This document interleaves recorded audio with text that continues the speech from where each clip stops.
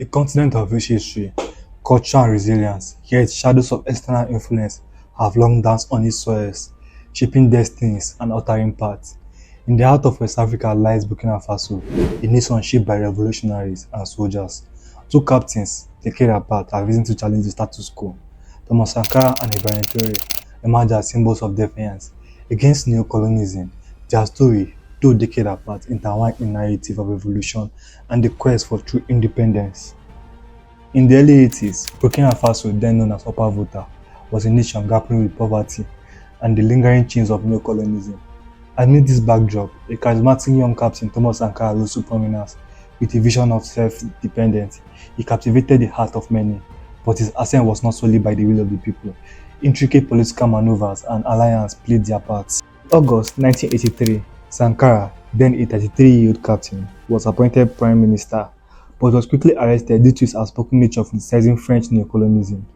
Days later, with support from young military officers, including his close friend Blaise Compaoré, a coup was launched. Sankara was freed and installed as president of Upper Volta. He immediately changed the country's name to Burkina Faso, which means land of upright people, a symbolic shift for a radical new era. Why did you want to change the name of Upper Volta? Yes, because Upper Volta, it meant nothing to anyone, especially to us Burkinabe. It's a name that only reminds us of a colonial past. On the other hand, Burkina Faso is a name drawn from the land itself, which has meaning in our language. Which means Land of honest men. Sankara government was bold. He slashed the salaries of officials, banned luxury cars for ministers, and sold the government fleet of Mercedes and replaced them with cheap cars. He also launched mass literacy and vaccination program. He redistributed lands to the Burkinabe people, planted millions of trees, and made women equal participants in nation building. Thomas Sankara even refused World Bank and IMF loan, warning that he who feeds you control you. His goals was clear: total self-dependency and the decolonization of the African mind. Sankara called out France, the IMF, the World Bank. They made enemies by telling the truth. Sankara insisted that Africa must carve its own destiny, free from Western influence, but such audacity does not go unnoticed. Not everyone welcomed Sankara's vision. His radicalism isolated powerful elites, threatened France's influence, and frustrated some within his inner circle. Behind the scene, whispers of dissent grew louder. Sankara's former ally, Blaise Compaoré, once a brother in arms, become intertwined in webs of conspiracy. On October 15, 1987, a day stench in infamy, just 4 years into his presidency, gunshot pierced the presidential palace. Thomas Sankara was assassinated. His dreams of an autonomous Africa were silenced. Sankara was assassinated in a coup orchestrated by his closest ally, Blaise Compaoré. His body was dismembered and buried in an unmarked grave. Compaoré didn't only reverse many of Sankara's policy, he realigned with France and ruled for 27 years. For decades, the truth about the murder was buried until public pressure in 2010 reignited calls for justice. Fast forward to the 2000s, a young Ibrahim Traoré, born in 1988, just a year after Sankara's assassination, is growing up in a very different Burkina Faso. Burkina Faso faces a new problem: Islamic insurgency ravaging the nation, and the trust in leadership wanes. Amidst this chaos, a young captain, Ibrahim Traoré, emerged with echoes of Sankara's favor. He challenges the status quo. Ibrahim Traoré has proved himself in Mali during UN peacekeeping mission and back home. He leads multiple operations against insurgency, gaining respect among troops. Traoré was part of the group of army officers that supported the January 2022 Burkina Faso coup d'etat that brought Colonel Paul Henri Damiba to power. Damiba seized power, promising to tackle the jihadist insurgency. Many supporters of the January coup became dissatisfied with the performance of Damiba's inability to contain the insurgency. Traoré later said that he and other officers had tried to get Damiba to focus on the rebellion, but eventually opted to overthrow him as his ambitions were diverting away from what they set out to do. The dissatisfaction about the situation was highest among the young officers who fought against the rebels at the front line. In addition, there were delays in pay for the troops. After a day of confusion and gunfire, it was around 8 p.m. local time when military men in bulletproof vests and red berets appeared on the Burkinabe Broadcasting Corporation. They announced that Ibrahim Traoré was taken over as head of state, thereby overthrowing Lieutenant Colonel Demimba. The street paused with hope and apprehension, after which the people flooded the streets, not in protest but celebration. They see Traoré as a man of action. As president, Traoré has maintained very formal behavior, for which he had already been known prior to him being president. He has kept a tight control on his communication, while carefully trying to present himself primarily as a war leader. His presidency has also seen an increase of pro-government propaganda in Burkinabe traditional media and social media. Now president, Traoré faces a nightmare: jihadist insurgency, displaced civilians, economic collapse, and international scrutiny.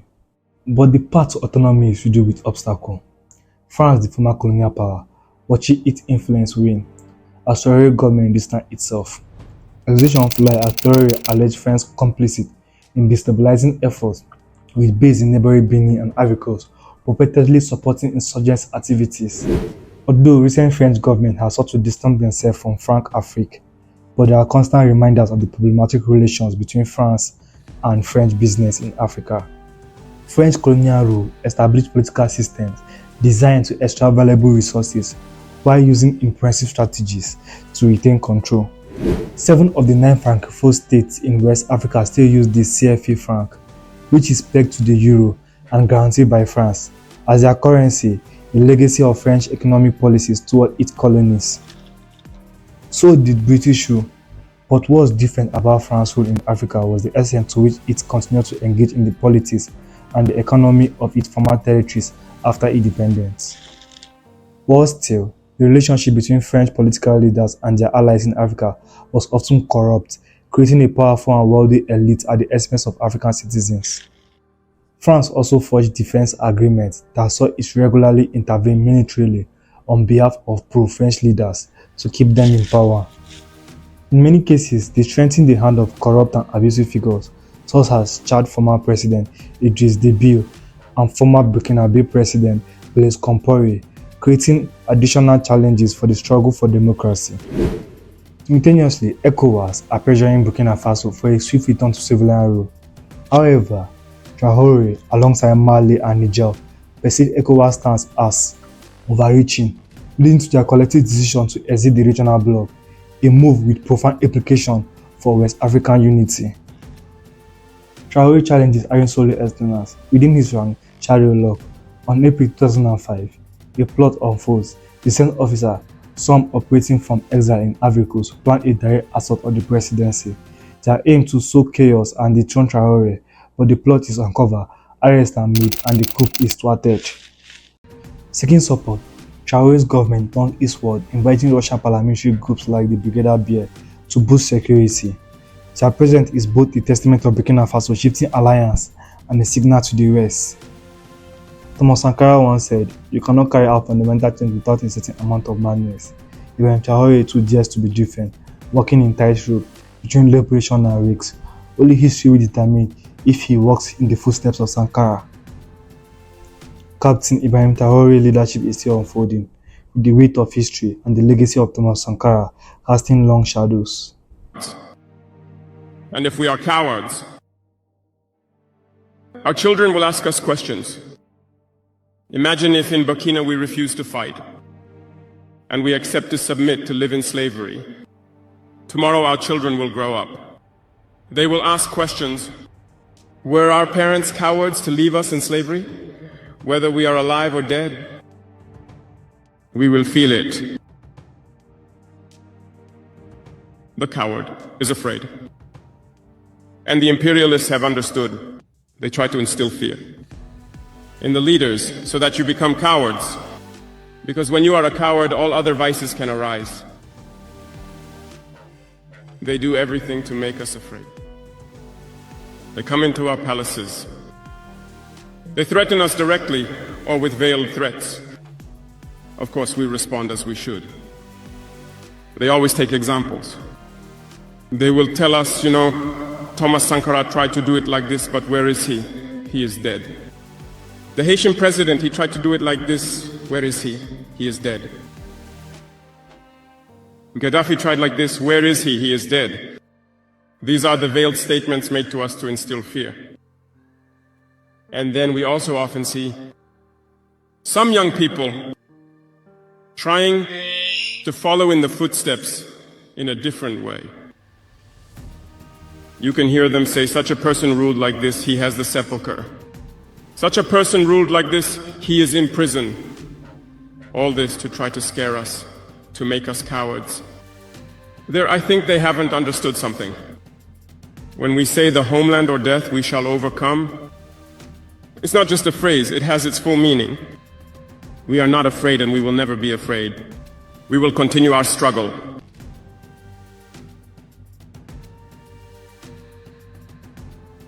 They have undoubtedly and surely scared numerous African heads of state.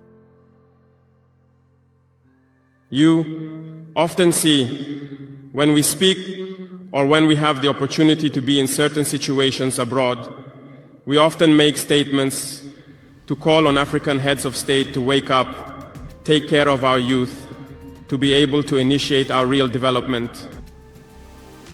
We are often misunderstood.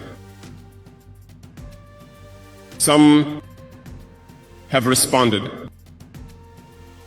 publicly to our statements because they feel targeted. But I can assure you, youth, that when we find ourselves in their corridors, these same heads of state tell us, you are on the right track. This is what needs to be done for Africa to feel empowered.